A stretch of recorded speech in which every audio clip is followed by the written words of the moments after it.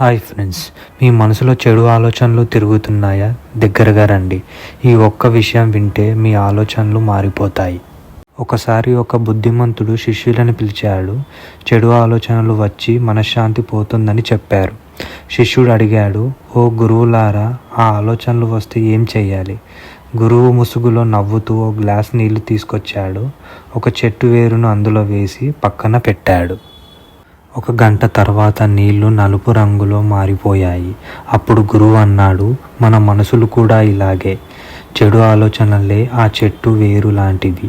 వాటి మీద దృష్టి పెడితే మన మనసు మలినం అవుతుంది. కానీ మనసులో మంచిని పొయ్యాలంటే చెడుని పోగొట్టాల్సిన పని లేదు. కేవలం మంచినీటిని, అంటే మంచిని నింపించే ఆలోచనలు జోడించాలి.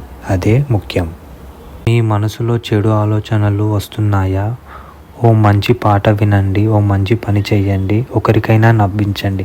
చెడు ఆలోచనలు మర్చిపోయామని మనసుని బలవంతం చేయకండి. కేవలం మంచినే నింపండి. చెడంతా తనే బయటపడిపోతుంది.